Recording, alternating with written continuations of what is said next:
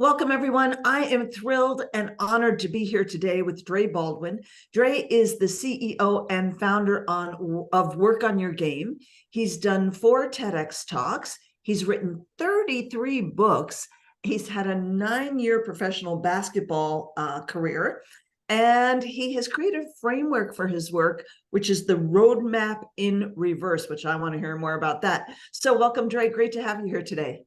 I'm excited to be here, Gloria. Thank you for having me on. Yeah. So let's talk a bit about this concept of work on your game. Obviously, as a professional basketball player, we know that athletes work on their game, right? But how does that have anything to do with those of us who are not professional athletes and who are entrepreneurs, network affiliate marketers? Yeah, good question. Well, hopefully most athletes work on their game. You know, some of them are so talented that they don't have to, or at least they don't think they do. But yes, we all want to work on our games, because when I say the word game, that doesn't necessarily mean playing literally a game or playing a sport or a video game. Game is just whatever space you're in. Now, if you're running a business, there's a game that's being played there, and there are moves you need to make. There's a scoreboard you need to follow. There's opposition, there's competition you got to go against. There's a win. You know what your win is. You know what it looks like to lose. Sometimes you got to call timeout, right? Sometimes there's an injury. So the same things that apply in sports apply in business life. I don't care if you're a librarian, a maintenance man, you drive a garbage truck, you run a business, you have a network marketing team. There's a game that's being played there, and you need to know what that game is, develop your skills to play that game. Then you got to go out there and perform, because we're all in a performance-based business. Well, you're absolutely right about that. I can't argue with any of that. Now, let's talk about discipline, because I mean, I've never been a professional athlete, but I mean, most of us certainly have a concept of most athletes are really working out. You know, they're spending a lot of time in the gym, or, you know, and on the court in your case, doing drills, doing different things. And it really would take discipline. And in my experience in business, I can't think of anybody who's been quite successful without some level of discipline. Would you agree with that? 1,000%. And even in the sports world, ironically enough, Gloria, that again, with the sports, I mean, we know that only a small percentage of people ever get a chance to play sports. And when you're talking specifically with sports, it's a genetic lottery. You have to have some level of genetics to even be eligible. And then once you get there, what separates the all-stars from the regular guys is professionalism, also known as discipline. Your willingness to keep showing up every day and doing that work. Like you said, being in the gym, doing the drills, practicing, working out, taking care of your body, not being out partying, not abusing your body. And there's some athletes who are talented enough to get up there, but they're not disciplined enough to stay there. And it's the same thing in the business world, where with business, there's a much larger pool of eligible competitors. However, it's the discipline that often separates those who, even once you figured it out and you have the right vehicle, is the discipline that separates those who end up being successful long-term over 10, 20, 30 years versus those who might only be successful for a few months and then they fade off again. So absolutely, the discipline is the key to professionalism. That preparation, showing up consistently, people knowing what to expect from you, all of that is under the heading of discipline. And it's the most important aspect of my entire framework. I agree with you. But here's the thing, Dre, I talk to network marketers all the time who, you know, and I talk about being consistent, and that it takes consistency. You know, or I had a mentor who used to say, ordinary things consistently done produce extraordinary results. And it truly is ordinary. Like the stuff we're doing in network marketing is pretty darn ordinary, but it's about doing it consistently over a long enough period of time. And what I find is that, number one, people are consistent for a day, you know, which is nothing. And even if they're consistent, maybe they'll do it for a month or two, but not over a long enough period of time. So what on earth do you do to help people have that discipline? Excellent question. So let's reverse engineer this. And this is how I help people figure out and solve problems. So reverse engineering this is, people want the consistency. All right. Consistency is a result of having discipline. And the challenge for most people is, I'm sure you talk to a lot of, especially in network marketing, where you're on your own, right? You are essentially on your own. You can plug into people, but you're in charge of the entity, right? And a lot of people say they want to be more disciplined. I want to be more disciplined, and I want to talk to more people every day, right? I want to make more calls. I want to follow up. I need to read more books. I need to do more personal development. People, and in the sports world, people are saying the same stuff. In entrepreneurial world, I want to write more books. I want to launch my podcast. I want to, whatever the thing is, I want to finish my course, whatever. Right. I need to be more disciplined. That's what they say. I need to be more disciplined. And I'll ask somebody a question, because people will come to me talking about this, and I'll say, well, what do you feel like you need to do? What needs to change in order for you to, get that consistency and to actually do that thing? Or they say, well, I just got to be more disciplined. LOL. I got to push myself. I got to work harder. All these things. Discipline is often it's elusive to people because people go about it the wrong way. They have an inaccurate formula, is what I call it. And they try to force feed discipline on themselves. That does not work. You can't force feed discipline. And this is the reason why many people who try to be disciplined fail to be disciplined, because they're trying to make themselves, it's got to be more disciplined. If it was really that simple, everybody would do it, because absolutely right. Yeah. Right. I mean, if you stop 20 people, go ahead. Yeah. For some reason or another, I got the discipline gene in business. I don't know why, but I am just laser focused, super disciplined in business. Right. So you're a robot, as they would say. Yeah. Yeah, I am. But weight loss, don't take away my chocolate. Don't do that. Don't take away my sugar. Like discipline in diet has completely and totally eluded me. So I want to hear more about this, because I agree with you. Like, I try to force feed discipline on myself when it comes to dieting. It doesn't work. Right. And it doesn't work anywhere where you try to force feed it, because as the saying goes, no one can outperform their self-image, right? You can't perform in a way that is incongruent with your self-image over an extended period of time. You can do it for a day, like you said, but you can't do it for months and weeks and years. So when you try to force feed discipline, is never going to work. That's just the wrong way to go about it. So what people need to understand is where discipline comes from. Discipline is not at the top of the hierarchy. At the top, higher up on the hierarchy, is structure. Structure creates discipline. So if you want to be more disciplined, the first thing you need is more structure in place. You got to have the structure. So an example that I use is, think of a class full of second graders. Do you have children, Gloria? I don't. But okay, so I was a kid. Okay, you were in second grade. You went to second grade. Okay. Yeah. So when you're in second grade and the kids realize one day that the main teacher is not there and the substitute walks in, well, what's the first thing the kids start to think? Today's going to be a zoo, right? Yeah. We can do whatever we want because the main teacher is not there, because the teacher represents what? Structure. They represent organization. They represent rules. And as soon as the structure is no longer there, the discipline can go out the window. And this is what happens with a lot of people. And this is the reason why many entrepreneurs fail, not because they don't have good ideas or talent, but because they don't have the structure that would force the discipline upon them, like you get when you work in a corporation, for example. But when you're an entrepreneur on your own, you have to create the structure. And a person who does not have that self-discipline can often fail, even if they have, again, the right products, and there's even a willing audience out there willing to buy from them, because there's no structure. So what you need is to put the structure in place. What needs to happen? When does it happen? Easiest structure tool that we have available to all of us right at our fingertips is called a calendar. And you notice that many people don't use it. they don't schedule out their days, and then they don't hold themselves accountable to what's on the calendar, even when they put it in the calendar. So this lack of structure is what costs a lot of people their opportunities. And this is the reason why the consulting and the coaching industries exist. The reason why the entrepreneurs get together in groups to help each other out, so that that structure can be in place, or at least some form of structure. So for you, when it comes to that weight loss, or what represents structure? Probably a personal trainer or a nutritionist, right? Who's going to tell you, hey, they're going to come in your kitchen and they're going to see everything that's in there, and they're going to make some adjustments. Let's just put it that way, Gloria. They're going to get some stuff out of there. Right? Don't look now with the holidays. Don't look at my kitchen. Right. So they're going to create some structure, right? That's the whole point. And when you have the structure in place, does not have to come from us personally. It doesn't have to come from you. It can come from someone else. When the structure is in place, discipline is a natural byproduct of structure.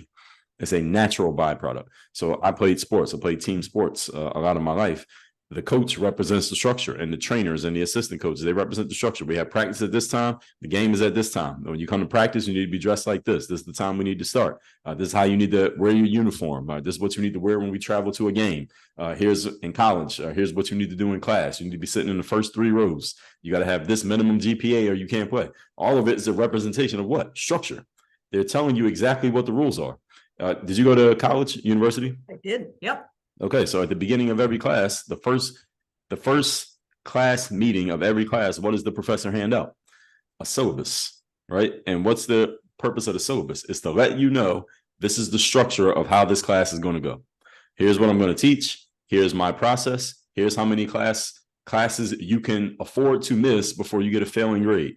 All right, here's when the midterm is going to be. Here's where the final is going to be. Here's how your grade is determined. Here are the things you need to do. Here are the things that are optional. Here are the options to get more from me if you need my help. Here are my office hours. What are they telling you? The structure of how it works. If you want to be successful here and you want to get the disciplined result, here's the structure of what is available to you. Here's what you can follow, and here's where you be messing up. So they're giving you the structure right there up front. So if people start to think like this, you start to notice this in all aspects of life, that there's structures all over the place.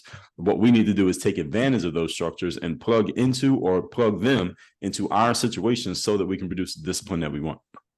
Right. Love that. So how does discipline create confidence? Discipline creates confidence because, again, we go back to what is confidence. Confidence is the belief in your ability to do something. So how do you get your belief in your ability for anything is from having done it on some level. So the more you practice, the more you afford yourself the belief that you can do a thing. So if I practice shooting free throws by myself in an empty gym, then I'll have a little bit, at least some, more confidence when I get into the game and I need to shoot free throws. Now, sometimes people would ask, well, what about the live situation? That's different than the practice situation. In that moment, then you can borrow your confidence a little bit from someone who's been there before, use them as a kind of as a proxy for your experience. And then after you've done it, now you can use yourself. But the reason why confidence comes from discipline is because when you do the work consistently, that affords you the ability to believe in yourself and then go out there and perform because you know you've done the work already. So I'm just thinking about entrepreneurs, network affiliate marketers. I'm thinking about myself, actually, before I figured out how to be successful in this industry. And I struggled and I struggled and I struggled and I struggled. And I really thought there was some secret that the top earners weren't sharing with us.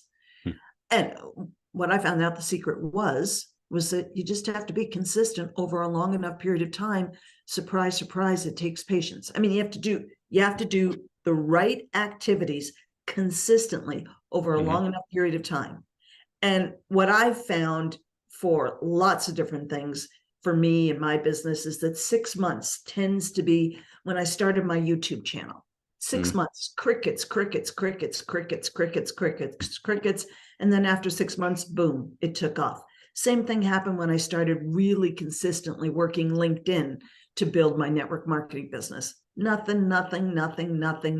Oh man, I was rock solid 7 days a week, consistent. And then after 6 months, I finally made $3,500 in 1 month. And I thought I died and gone to heaven with $3,500, right? And then the next month I made $35,000. And then within 4 months after that, I made over $165,000. But most people, in my experience, are not willing to be consistent, be disciplined, and put in the time to create that confidence. It's tricky, right? Because we have to put in the work. Like you had to put in the work practicing free throws, right? Right. Over a long enough period of time. I mean, you didn't just do it 5 times and say, oh, good, I got this, Right. So it connects on a couple of ways there, Gloria, from what you said. So you touched on actually three parts here. Is discipline.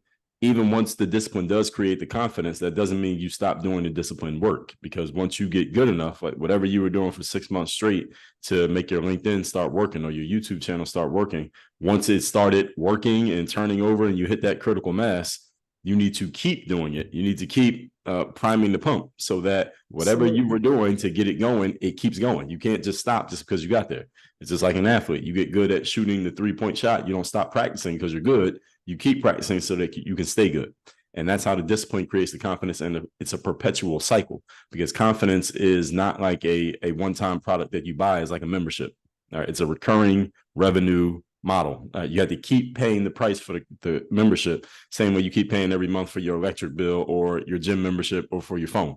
You stop paying, then the service stops working, right? It's the same thing when it comes to discipline, paying for confidence.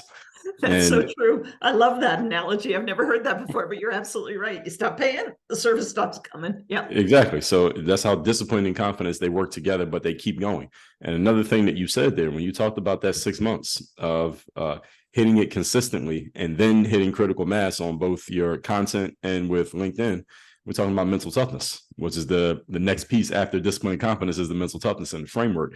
And that's continuing to show up, doing the work, putting your stuff out there, and believing that it's going to work even when it's not working, even when reality is saying this is not working.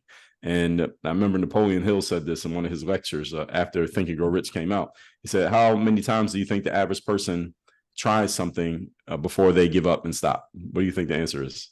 Ooh, that's a good question. I'd say 3 to 5. You're very optimistic. It's between 0 and 1. Wow. Because wow. So what happens, Gloria, is most people, well, some people, the really ambitious, they will try something one time, and if it doesn't work, they quit. And I'm sure in your industry, you come across, there's a whole graveyard of would have been, right? People who showed up and never did anything. And then the majority of people, they never actually try one time. They think about it, consider it, and never actually start. So that's how you get the average of between 0 and 1. That's how often most people try anything. But we both know in the sales world that the average person buys after they see something 7, 8, 10, 20, 30 times, not one time. And this is the reason why many people don't succeed.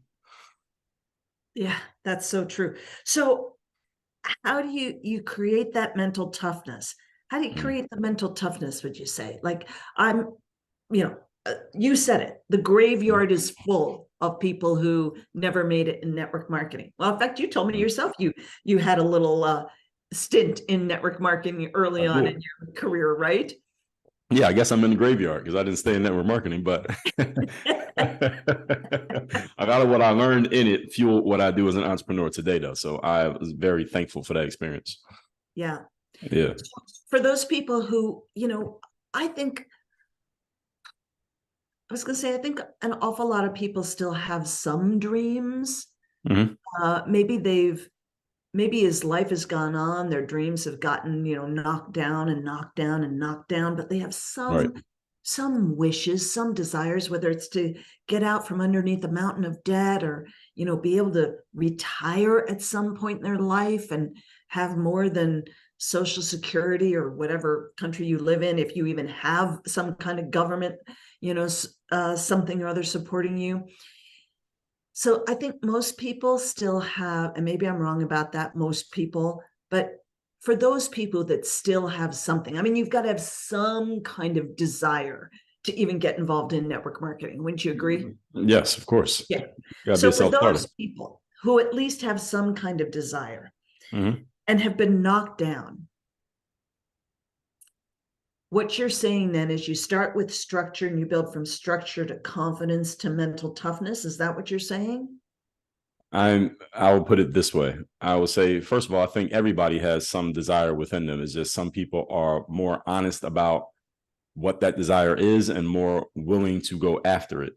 And there are others who do have desires, but they have either been knocked down by actual trial and error, or again, as Napoleon Hill said, many people knock themselves down before they ever trial. There's no trial and no error. They just think about it and they just give up. They never even try. So everybody has desire, because if you don't have desire, you won't wake up. You won't wake up tomorrow morning. Everyone has desire to do something, right? Yes. But many people don't have the courage to go after what they desire. And confidence and courage are not the same thing. We can come back to that if you wish. And so the answer to your question here is for the mental toughness. The mental toughness is kind of like the security guard for your discipline and your confidence. It's like if you see a famous person, the president or something coming through, and they had the Secret Service with them clearing the way. That's what the mental toughness is, because mental toughness is the understanding that 99% of what occurs in life is out of your control. You don't control 99% of life. It's out of your hands. You can't control another person. You can sign 10 people up today to your business and they could all be gone next week. You don't control them. No matter how good they look or how good they sound, how great their first meeting went, they might not show up anymore. You don't control that. All we control is 1%. We only control 1%, each one of us individual. No matter how much money, how much power, whatever, you control 1% of what happens in life. And that is your actions your energy and the way that you think. That's really all we control. What happens is, and Robert Greene is my favorite author. You familiar with Robert Greene? I'm not familiar with Robert Greene. He Oh, wrote the 48 Laws of Power. You heard of that book? okay. Yep. Okay, so he wrote that book, and he has about 5 or 6 others. Now, what Robert Greene talks about in one of his books is one of my favorites. He says, he doesn't say it in this way, I'm paraphrasing and adding my own thoughts into it, but when we take full control of that 1%, what happens is your influence over the 99% increases. So if you ever, anyone listening to this, and Gloria will use you since we're only 2 here, whenever you've been in a situation where you just felt fully powerful and fully engaged and fully connected and things were working and everything, the things that you were putting out there were actually getting a return on investment, did you notice that you almost could, it was almost like you were controlling the chessboard of what other people were doing, how they were responding to you, the answers you were getting back from others? It's almost like you just had this energy that was infecting others, even though you didn't actually control them. It was, you had a very strong influence on them, that energy. And that's a real thing. Yep. That's a real thing. Energy is magnetic. You can feel somebody's energy. When someone is strong in an energy, you can feel it. You can feel someone's energy when they walk in a room without them saying a single word. If that energy is strong enough, you can feel that. And that influences other people to do stuff. And what we call it, for the most part, we call that posture. When someone has a certain energetic posture, you can feel it in them. Like, I feel like following this person. I don't know who that is, but they look like somebody. You ever come across somebody, you can tell that, and other people can feel that coming. They can read that coming off of you. People can read fear. They can read nervousness. They can read confidence without you saying a single word. So it matters a whole lot. How much of that 1% you take control of, it influences how other people are taking you in and noticing you. And that influences what they eventually do or don't do. Yeah, absolutely. I've totally experienced that. I agree with you completely. So what about taking initiative? Well, the initiative is what puts all this into work, because everything we've been talking about at this point is all mindset. These are all things that take place in your mind. The initiative is what actually gets you started. And in the sales industry, anybody's going to go into sales, anything that is commission-based, whether it's network marketing, entrepreneurship, anything in between, you have to be a self-starter. You have to be, because nobody's going to make you get on the phone and make those calls. And if you don't make any calls, well, nobody owes you any money, right? Because you're on commission. So they don't care if you don't make any calls. So what? You're the one who's going to starve, right? So the personal initiative is about going in, making things happen instead of waiting for things to happen. And us salespeople, us entrepreneurs, affiliate marketers, network marketers, we are self-starters. We have a high level of personal initiative, because we don't wait for someone to knock on our doors. We go knock on doors. We don't wait for someone to call our phones. We ring phones. We don't wait for our inbox to light up. We light up inboxes. Right? That's what we do. And that's how we go and create opportunities for ourselves. And not everybody is built for this world. And not everybody should be in this world. But those who are high-level self-starters, usually, and this is the way that I was, when I first heard about and saw network marketing, it was my introduction to entrepreneurship, period. I didn't know anything about entrepreneurship. And I was in college with getting a business degree. I didn't know anything about entrepreneurship. And when I saw it, I said, oh, there's a world where your effort and your performance has a linear relationship to how much money you make. Okay, then why would I go work somewhere and just get paid a certain amount per hour, regardless of my performance level, when I go somewhere else and I get paid based on my performance? I'd rather do that. And that's what led me to entrepreneurship. Right. Well, Dre, I have to give you huge kudos, because I was just talking about you today on one of my team calls. And I asked people, have you seen anything recently, whether it's in an email, on social media? Have you seen anything that's really grabbed your attention? And a couple of people, came up with a couple different things. And then I talked about you. Oh. And I said, so I've had a couple people, maybe 5, and you're one of them, who have sent me an email with a personalized video. So huge kudos to you, because I get people reaching out to me all the time, who want to be on my podcast. And, I would say I say no to probably 90% of them. Probably 9 out of 10, I say no, doesn't feel like the right fit. But because of your personalized video, first of all, I watched it, right? If somebody takes the time to create a video that's personalized for me, I'm going to watch it, because I think that person deserves a whole ton of credit. So kudos to you for doing that. And then because I really liked what you said, I thought, yeah, absolutely. I'm getting Dre on my podcast. So, I mean, so I used that and I said, hey, how do you stand out from the crowd? How do you, as you just said, how do you light up in people's inboxes? How do you stand out from all the messages you get on Facebook or LinkedIn or whatever? You've got to do something different. You've got to take initiative to do something different. And I used you as an example, and we came up with different ways that we as a team could take initiative by doing personalized videos, personalized voice messages to people to stand out from the crowd. And it'll be really interesting to see how many of those people actually take the initiative to do the personalized video or the personalized voice message.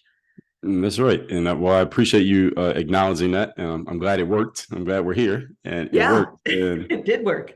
Yeah, so it's one of those things, Gloria, that as a salesperson is very important, especially these days, because it's so easy to connect with anybody. It's so easy to message or contact any person, prospect or salesperson, that you got to figure out what can you do that doesn't scale? What can you do that other people are not going to do, that they can't just click a couple buttons and send some AI software to do, that is actually personalized, because that still matters. It still matters.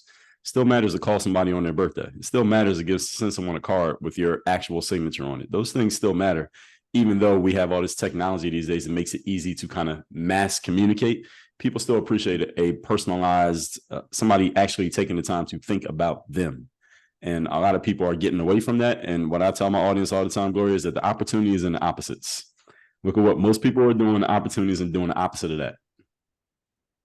Interesting. Yeah. And look, how many people? I can honestly remember probably 5 personalized videos I've had in the last 10 years. There you go. Yeah. So anybody listening wants to get on the show, you know what you need to do. Yeah, exactly. Send me a personalized video. Exactly. 100%. So what would you say is the most valuable thing that people get from working with you, Dre? Most valuable thing that they get?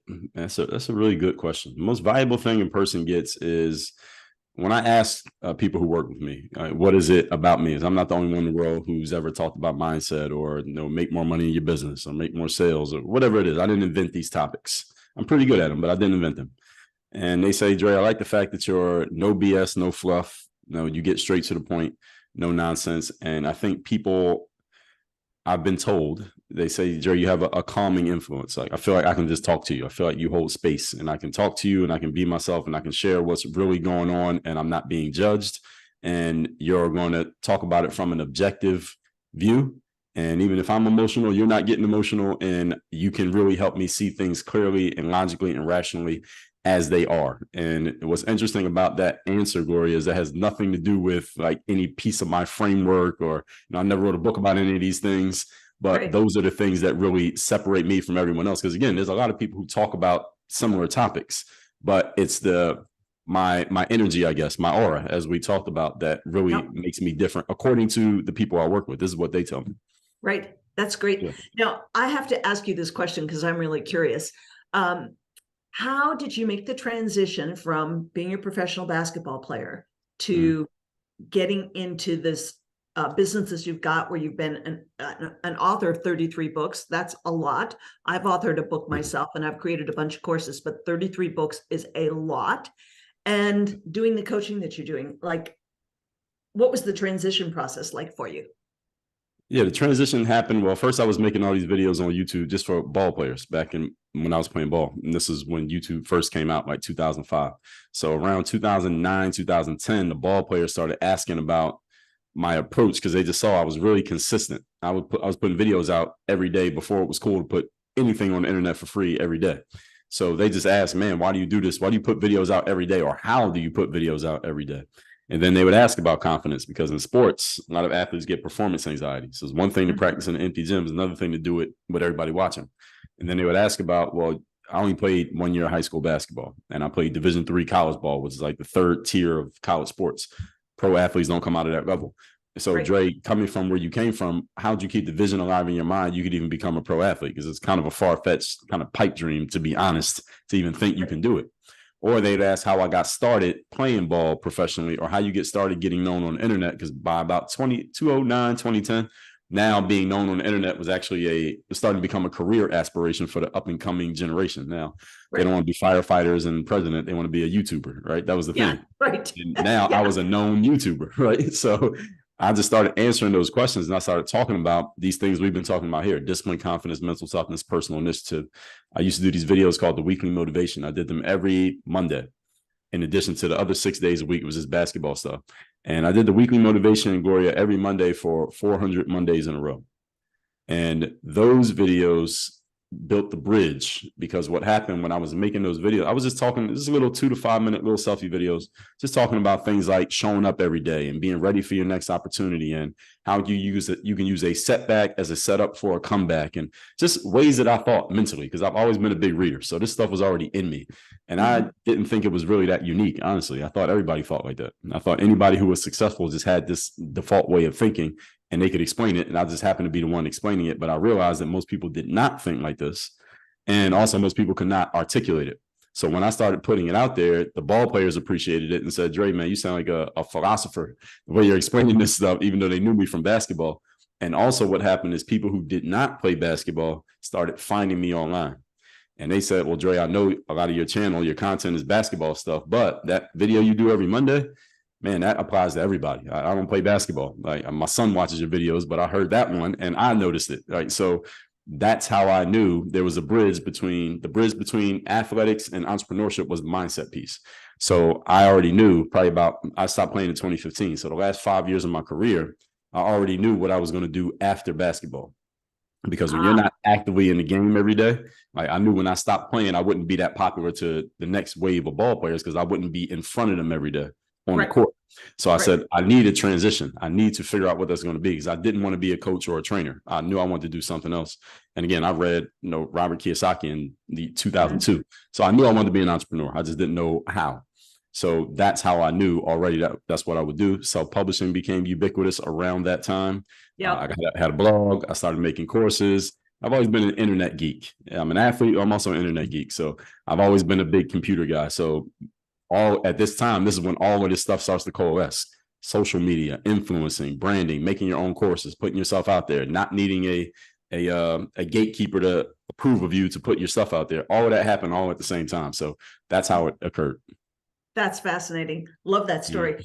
And how much do you think your experience as an athlete, whether it's professional or not, I mean, obviously professional is a very high level, but just as an athlete, someone who took the game seriously, even if you hadn't played pro, but if you'd stopped after college, how much do you think your experience as an athlete has impacted your ability to have the discipline and the initiative and everything else that's enabled you to have a successful entrepreneurial career?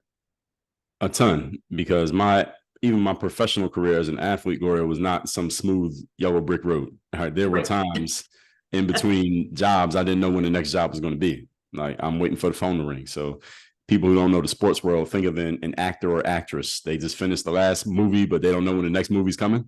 All right. It's like that. All right. Sometimes in sports, it can be just like that. So I didn't know when that next phone call was coming or when that next check was going to be coming in. So I had to use my own mental toughness to stay the course, even though I didn't know if there was a course. I had to stay disciplined, keep working out and staying in shape, stay confident, believing in my path, even though the path, I couldn't see the next step. And I had to take the initiative. There are times when I went out and found my own next job, and I went around the agent, circumvented the agent, and went straight to the team. So these same 4 principles we've been talking about here, I had to use these in my sports, the business side of my sports career, as well as the athletic side. So then when I got into the entrepreneurial side, I just started sharing those things with my audience. So my audience, people who've been following me for a while, they know these things about me. So they know everything that I'm talking about. I'm not just talking from theory. I'm talking from what I actually lived. Well, you and I actually have a lot more in common than it may appear, because you're making me think about, and I know this is true for me, I was a musician. I started off in 3rd grade playing clarinet, and I majored in music in college. And when all the other kids were off doing summer vacation, Christmas vacation, whatever, I was practicing 5 to 6 hours a day. So my experience as a musician, you as an athlete, helped me build that mental toughness, the discipline. Well, I had to go out and perform just like you had to perform on the court. I had to perform as a musician. So it's all those things of building confidence, the discipline, the initiative to do it when other kids were out having fun. I'm sure it was the same with you, right? Yes, I've heard. Well, no, basketball, it might be more fun when you're practicing than playing an instrument. I don't know. What instrument did you play? I played saxophone. Yeah. Okay, so my dad's a musician. He's big into music. He worked a 9-to-5 job, but music is his passion. So after his job, a lot of times he would go straight from his 9-to-5 straight to some kind of music gig, playing at a cabaret and stuff like that. He's more keyboards. That's his specialty, and keyboards, and he does some vocals. But yeah, my dad's big into music. I don't know how much he practiced. I never asked, but yeah, I know he practiced a lot. Yeah. So Dre, you have a book that you'd like to tell everybody about. If people want to find out more about you and your book, how do we get in touch with you? Okay, let's go with this book, which is called, I can get it off the shelf. This is The Third Day, the decision that separates the pros from the amateurs. So the third day is a framework that goes under the umbrella of discipline, Gloria. And this is all about how you show up and give your best effort when you least feel like it. So we can think about, again, somebody joins your team, network marketing. First day, they're all excited, right? They just signed up, and they see the picture of all they're going to do and all the money they can make, and they see all these other people walking across the stage and all of that, right? Second day, a little bit of that, the energy is worn off. I mean, they're not in the room anymore, but they're still locked in. They're still happy about it. And by the third day, already, you might have to revive some people, right? Already, by the third day. Absolutely. Right? Because what happens on the third day is they realize, oh, I actually had to do some work here. I actually had to call somebody. I had to make an offer. I had to ask them a question. I got to deal with maybe some uncomfortable conversations with some people. And the third day, or maybe they made an offer to someone and they got told, hey, don't do that. That's not going to work. Lose your money. And now you got to go into recovery mode, right? Sometimes with these people. Right. So the third day is any moment in any situation when you realize that it's not going to be one big party. It's not all fun and games, and there's some actual work involved. And the third day is not so much about the situation, the occurrence, Gloria. It's about the decision. What do you do in that moment? Because everyone comes across that moment. I don't care what you do for a living, what business you're in, what industry. Everyone comes across that moment when you don't really feel like it, and you realize it's not as easy as you thought it was going to be, and you get to choose. Do I show up or do I not? And the third day is all about how you put the structure and the system in place to show up when you don't always feel like showing up. So I give everybody a free copy of this book, paperback version. All you have to do is cover the shipping, and we will physically ship a copy of this book to your doorstep. Just go to thirddaybook.com. That's all spelled out. Thirddaybook.com. The book's free. Just cover the shipping. Great. Love it, Dre. So third, spelled out THIRD, thirddaybook.com. Correct. Thanks so much, Dre. Really appreciate everything you shared today. Great to connect with you. Absolutely. Thank you for sharing your platform, Gloria. I appreciate you. Take care. Bye-bye. Thank you. Bye.